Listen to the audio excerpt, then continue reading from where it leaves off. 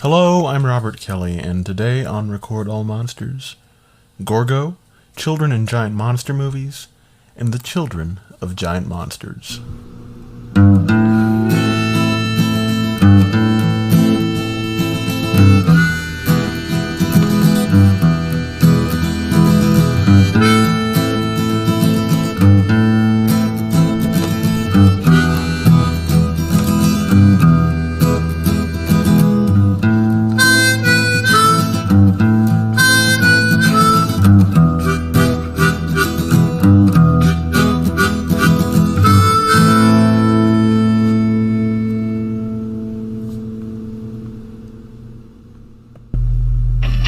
You'll be trying to catch him, Ogre. Yeah, maybe.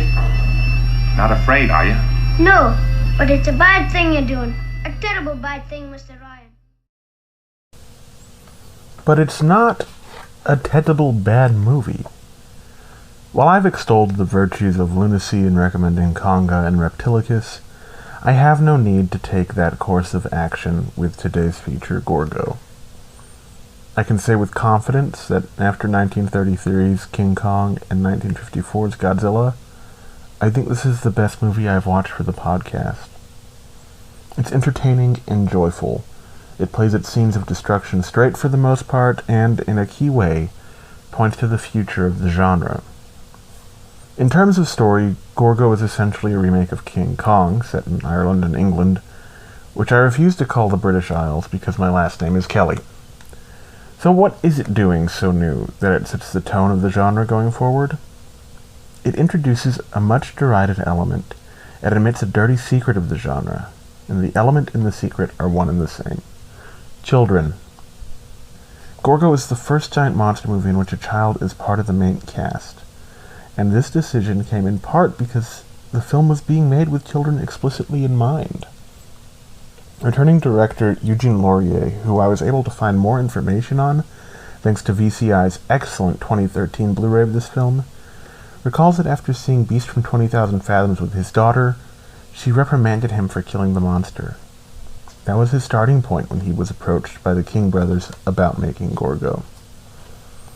Frank, Maurice, and Herman Kaczynski were the sons of a fruit merchant who began producing slot machines in Los Angeles in the 1920s.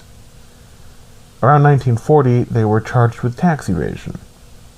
They also got the idea that they could project movies onto screens in their slot machines at that same time, and set up a meeting with Cecil B. DeMille to see what could be arranged. According to Morris, they dropped out because DeMille, and I quote, had no class. The same year, they founded KB Productions and in 1941 released their first film, Paper Bullets. In 1942, they changed their last name to King and the company name to King Brothers Productions. 3 years later, they released their first major hit, Dillinger, an early biopic about John Dillinger. During the Red Scare, they frequently hired blacklisted writers, including Dalton Trumbo, who brought their studio an Academy Award with his screenplay for The Brave One in 1956. The King brothers had imported Rodin for U.S. audiences in 1957 and had great success with it. They realized that giant monsters were big business and set about making their own giant monster movie from scratch. They approached Laurier, who had just completed The Giant Behemoth, who wrote a basic story outline about pearl divers in the South Pacific who encounter a giant monster when an underwater volcano very suddenly erupts. They take it to Tokyo for exhibition, and its mother, who is 10 times the size of the monster they found, comes directly to its rescue. The two return to the sea, and there is no battle with the military and no destruction. For fear of being too derivative of Godzilla, they moved the film's action to Paris, France. Laurier convinced the Kings that since Paris was 100 miles inland from the sea, London was a better choice for the Mama Monster's attack. They used the same pseudomation techniques Eiji Tsuburaya had been using for more than half a decade in Japan, but placed hydraulics in the monster's head so that the eyes could blink, the mouth could open, and the ears could waggle. The movie was finished in 1959, but the King brothers had to shop it around to distributors until late 1960. With Rodin, the King bros new to market to kids, to running a TV-based ad campaign for the film the week before its wide release, that included a drawing contest where kids were encouraged to trace Rodin's outline while it was held still on the screen. Once again, with Gorgo, they knew what side the bread was buttered on. They got a comic book tie-in that included artwork by comics legend and Spider-Man co-creator Steve Ditko. And like with Rodin, it worked. In January of 1961, Gorgo had its premiere in Tokyo, before releasing in March in the US and October in the UK.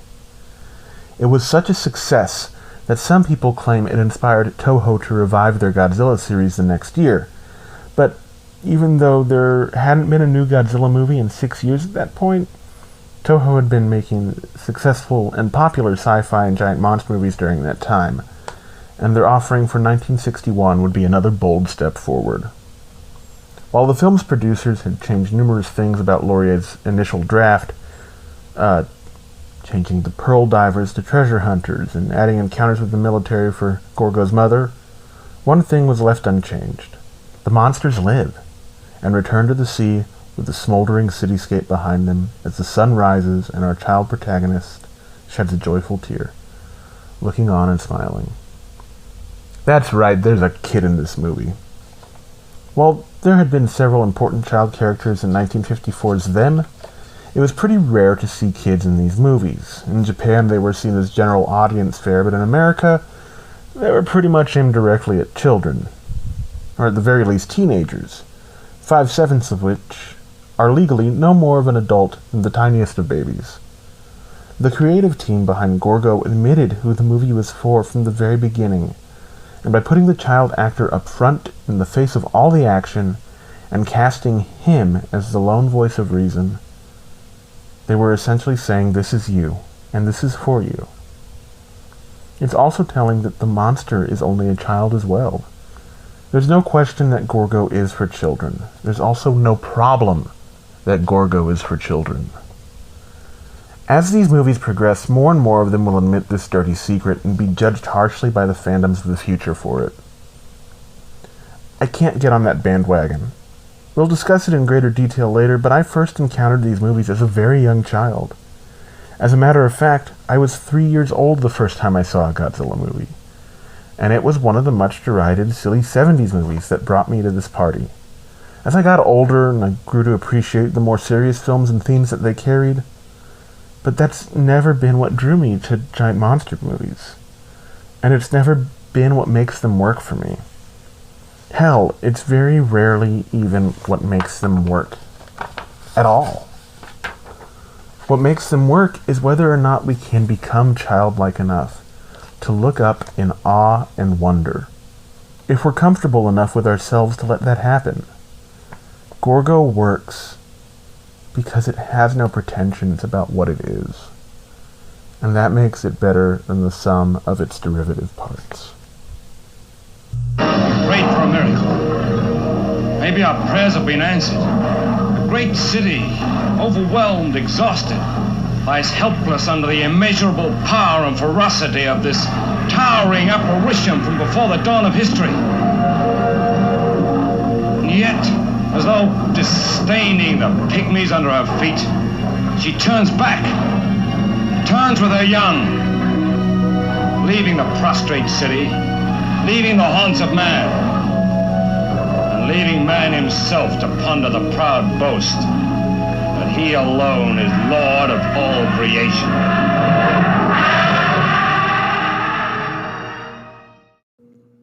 Hello, I'm Robert Kelly, host of Record All Monsters, and this is an ad for Anchor. That's right, an ad for Anchor. If you haven't heard about Anchor, it's the easiest way to make a podcast. I was super intimidated to start this podcast until I heard about Anchor, and there are a number of things that made me feel more at ease to begin. First of all, it's free. They have creation tools that allow you to record and edit your podcast right from your phone or computer. They distribute your podcast for you so it can be heard on multiple platforms, including whatever one you're listening to, and you can make money from your podcast easily with no minimum listenership. All you do is enter your information, Anchor takes care of the rest. It's everything you need to make a podcast in one place. This is the mandatory call for action that I have to read out now, but it's true. You can download the free Anchor app or go to anchor.fm to get started. I've been Robert Kelly, host of Record All Monsters, and this has been an ad for Anchor.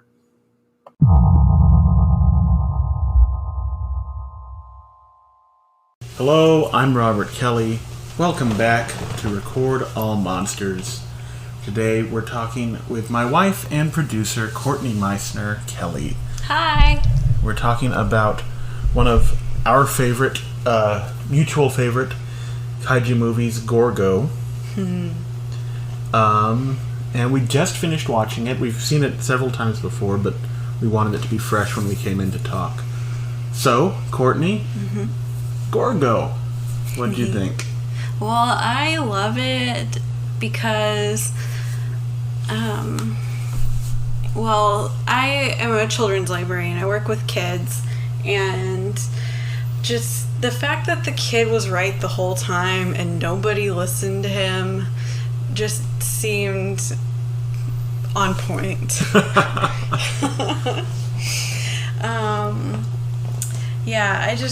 I'm not sure I should start. Well, let's start with the first time we watched Gorgo together. Yes. You had never seen it before. Yeah. And what was your impression then, like just to begin with? I did not expect the twist at the end. The monster, spoiler alert, is a baby, and then you see the real giant monster come to get her baby and destroy all of London, all of White London. I was pretty impressed by all of the scenes where they were running away from Agra, because it looked pretty legit. Like these people had actually been through the Blitz a decade before. So those parts were really well done, but all I could think was, this is really white for London. Because we've been to London, and it's a very multicultural city. I don't know what London looked like for real in 1961. But probably not like that. Probably not that white. But those scenes are really well done. I remember noticing that the first time we watched it, but especially this time, just the sheer panic, and everybody's just pushing each other downstairs, and they go down into the underground, and then much like during the Blitz, the underground gets pummeled into. Yeah. So it's really good. I think it's very well done. I wish there were women in the movie, honestly. They could have taken a little bit of the military stuff out and maybe added some women scientists, like the ones who worked with the professor in Dublin. But those are my only complaints. Well, and this is the third giant dinosaur monster movie by Eugene Laurier. He did The Beast from 20,000 Fathoms, and he did The Giant Behemoth. Both of which had pretty memorable female characters. Yes. The scientist, she's a scientist in her own right, but the professor's assistant in Beast from 20,000 Fathoms. The actual scientist that nobody takes seriously. And that the girl in the fishing village. Yes. In The Giant Behemoth. Yeah. I actually wasn't sure if that was this movie too at first, because it takes place. They both start off in a fishing village, right? And it's A+, C nautical aesthetic there. Well, one thing I love about this movie, and I think the audience will have picked up by now, that I love fairy tales so much. They're some of my favorite things, and the fact that this is a mythical monster, Ogra, the Irish sea spirit who protected them from Viking invaders in the past. Yes, I loved it. I love it so much, and you can tell Sean, the child who is our real protagonist in the film. The first child protagonist of a giant monster movie, by the way. The original Kenny. Go on. Well, I feel like he's a little more... He has some more depth than a Kenny. But, you can tell because the kid is an orphan and he lives with an archaeologist on Nara Island, I think. Yeah. Which... The Irish have that hard R. Nara. Yeah. Which, you can tell that he loves, like, the legends. And when he sees, when they point out Agra, he is very reverent of her and is like, she saved us a long time ago. It's basically from the Vikings, I would assume. Right. And there's a part where he stows away because he's angry that they took Gorgo from where he was. Saving your silly skins. Yeah. And he says, why does everyone have to see it to know it's there? Which is my favorite line in the entire movie, other than it's a terrible bad thing you're doing. It's a terrible bad thing you're doing. But why does everyone have to see it to know it's there? I also love fairy tales and fantasy. I read a ton of like middle grade and youth like fantasy fiction. I especially love middle grade fiction. Even things like Stranger Things, which is basically like my favorite media of all time. Kids, I think, are more willing to stand up to authority figures when they think that they're doing something that's wrong, because they don't have that, like, they don't have kids to think of, you know, they don't have that adult, like, they don't have those adult responsibilities. Their fear is different because they're not afraid of their job being affected or whatever. Right. And I just love that. And just the belief in the unseen, and just like magic too. Like, I've always been fascinated by like the Cottingley fairies, right? That kind of thing. And like, yeah, they admitted that it was something that they faked, but I still like to think that maybe they did see some, because I like to believe that there's magic in the world. Well, and what's interesting about that, I also like to believe that there's something magic in the world. This movie, I think, captures that spirit very much. Yes. I think this movie and the movie we'll be talking about in the next episode, Mothra, from also 1961, just a few months later. I think this came out in March of that year, and Mothra came out in July. They have very similar themes and structures about not respecting local folklore. Yeah. Folklore is so important. And folklore and religion. One of the things I wanted to get back to on Sean and Ogra, who's defending them from invaders, which is a huge thing in Irish folklore and mythology, is these spirits guarding from invaders, because it's an island, so of course you're going to be worried about people coming. Yes. Because you're so isolated. But what's happening, Gorgo surfaces when Sam and Joe are salvage diving, stealing the things that belong to the people the area. Yes. And so Gorgo is defending them from invaders. Yeah. And when they take Gorgo, Ogra comes and defends her child from the invaders. Yeah. This movie is basically to me, as someone with Irish heritage, I've spoken about my Mexican heritage before on the podcast, but I'm Irish as well, as you might have guessed from my last name being Kelly.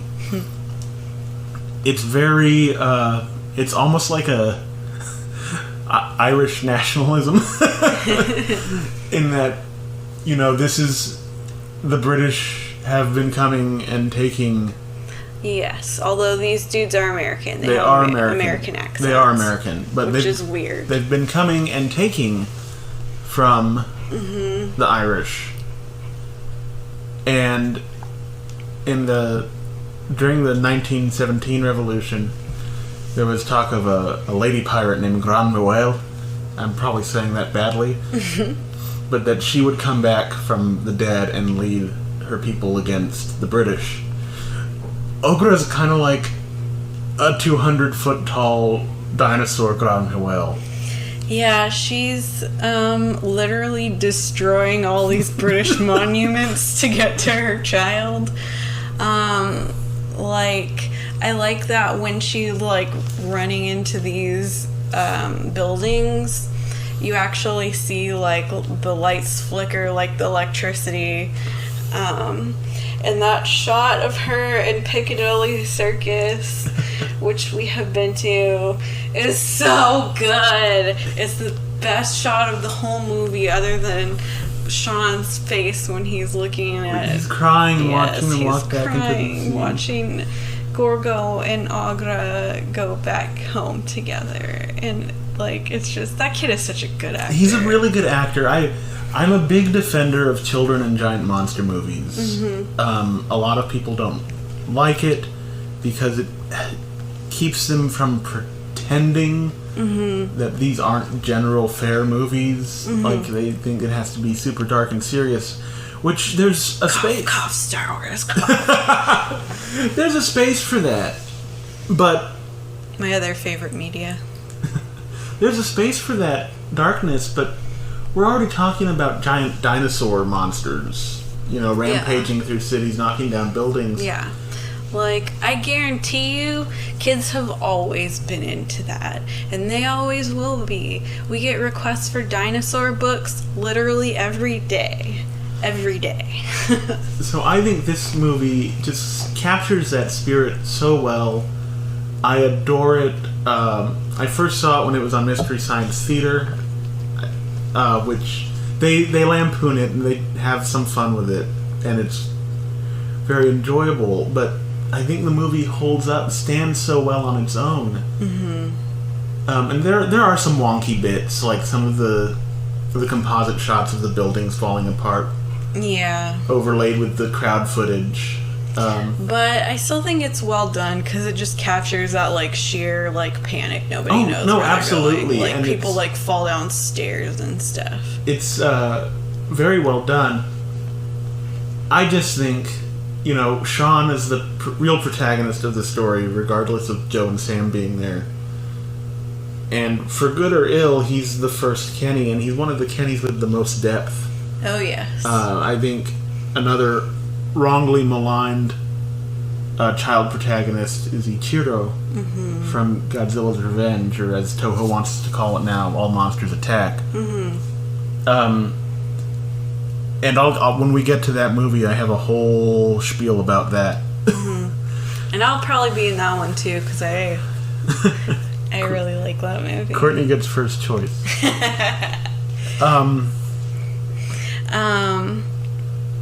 Go ahead. One thing that I noticed that I may have just picked up on since I'm bi, but Sam and Joe, the two like kind of scummy dudes who steal Gorgo and sell her to the circus, they're queer coded. Like, there's even a point where when they see Gorgo kill someone who was working with them on accident because she's literally being sprayed with fire, and it really affects one of them. And he's like, let's get a fancy hotel room and take our mind off of things. And I also wondered if maybe that was one of the reasons why the fishermen there were a little bit distrustful of them at first. Well, I don't know, because I agree with the queer coding. Scummy. Like, they're really scummy, and they're treasure hunters. They're there to steal their stuff, which they do anyway. Yes. I just think that might be an extra added layer onto that. I don't think that becomes super apparent until a little later in the movie as we see more of their relationship. Yes. But I don't think that's outside of the realm of possibilities for the fishermen's motivations. Yeah. Also, there's this part, it really bothered me in the beginning, after the earthquake shakes everything up. There's these, like, weird model fish things that are just floating around, and I think one of the guys picks one up and is like, basically like, what the hell is this? And then he just throws it back in the water, and I'm like, I really hope that they didn't just throw those props in the water to, like, rot forever, because they're probably still there. They're probably still there in the English channel. So that's our conversation on Gorgo. We both love it. And we'll be back in just a little bit to play this edition of the Record All Monsters game show, which we're calling the Son of Frankenstein's Son, or something to that effect. And I promise I've not seen these questions, because he knows in advance which ones I'm going to be on and hides the questions from me. So I do. So we're going to go ahead and take a quick break and come back and play the game. Fire!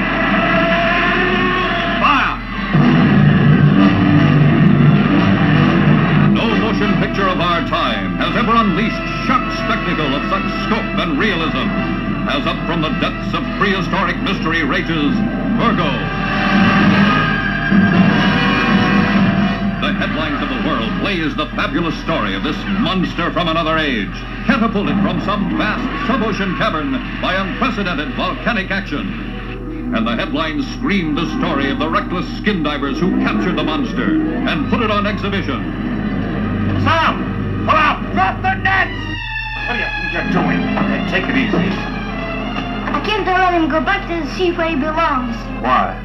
Maybe to save their silly skins for you. Hurry, hurry, hurry to see Gorgo!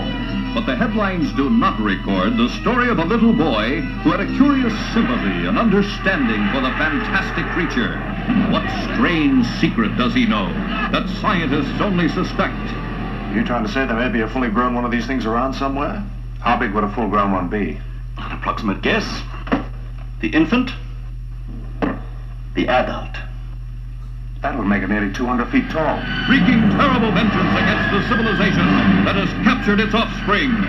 Towering over the cities of the world as millions flee its awesome terror. Prepare! Prepare while you still can!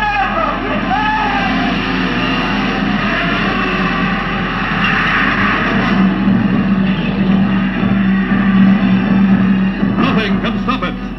Defying the force of the army. The might of the Navy. Fire number 1 coming. Ready to open fire, sir. Fire 1. Even the fury of the jets.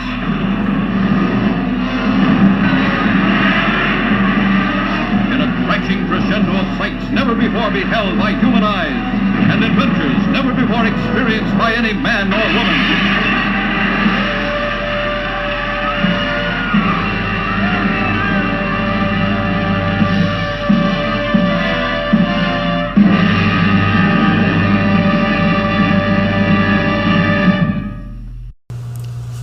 Hello, welcome back once again to Record All Monsters, where we're here to play today's game. Today's movie featured an adolescent monster who was rescued by their mother. This got me thinking, what other monsters have children? How many do they have? Are they sons or daughters? Non-binary or what's going on there?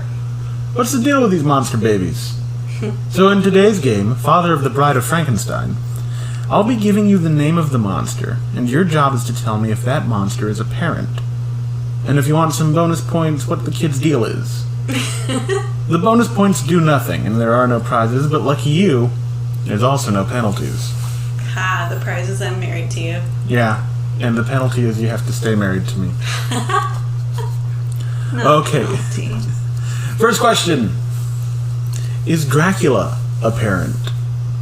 Yes. Yes, he is. Dracula, As a daughter?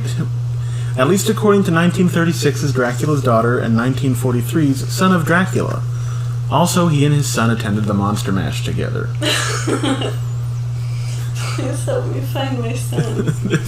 A t-shirt I have by the cartoonist Branson Reese that has a Dracula saying, "Everyone stop enjoying this Monster Mash. I have lost my son. Help me look for him. He is my whole world." Yes. It's wonderful. Question 2. Is King Kong a parent? Yes. Yes, he is. He has a son. In 1933, we got a quickie sequel called Son of Kong, starring an albino giant gorilla named Coco, Yeah, I remember that who one. also fought some dinosaurs. Additionally, in 1986's King Kong Lives, we see a baby Kong frolicking with his mother Aww. after Kong himself gets her pregnant. There's a whole thing there. Oh, is that the one with the heart transplant? Yes, with a giant crane.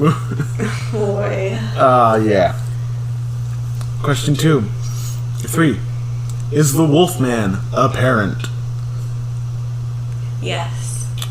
He is not. Dang. But in the 2010 remake starring Anthony Hopkins and Benicio del Toro, his father is also a Wolfman. So he is technically the son of. Make of it what you will. He's not the Wolfman. This is a slam dunk for you, this next one. Is Godzilla a parent? Yes. He is. His son, Manila, better known as Minya, Minya. debuted in 1967's Son of Godzilla, and then Destroy All Monsters, and All Monsters Attack the following years. Hey Minya, come and get me. In 1993's Godzilla vs. Mechagodzilla 2, he had another child called Baby. Aww. Then in the following films, Godzilla vs. Space Godzilla and Godzilla vs. Destoroyah, He has little Godzilla, right? yes, they grow to be little and junior Godzillas, respectively. Aww. And little Godzilla, according to Biragon, may be a girl.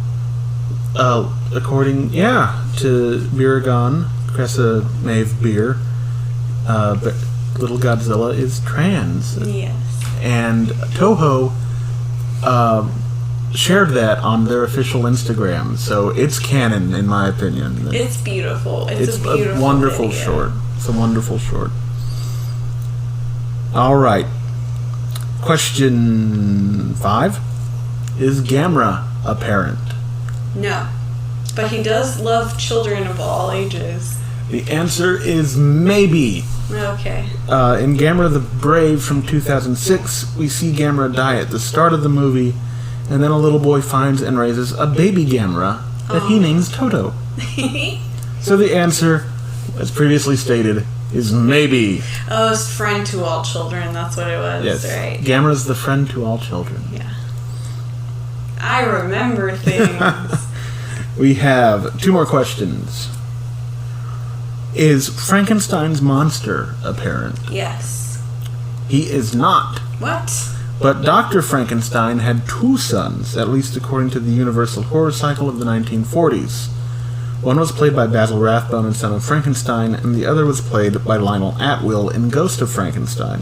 Which one of those is Dr. Frankenstein from Young Frankenstein? Well, Basil Rathbone's son from Son of Frankenstein would grow up to be played by Gene Wilder in Young Frankenstein. Yay! Sorry, I just got excited about that. So you have 3 right and 3 wrong. This next question is our tiebreaker. whether you win or lose. Is the blob a parent?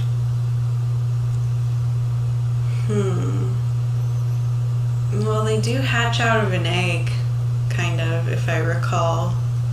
So I'm going to say yes. The answer is yes, it is.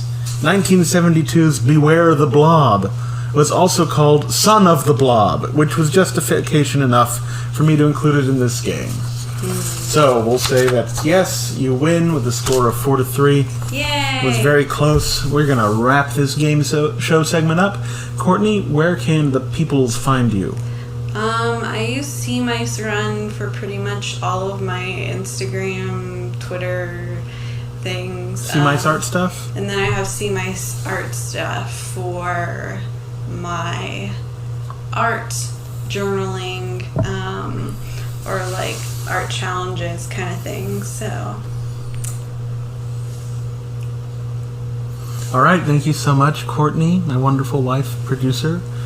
And we will see you all on the flip side. Bye!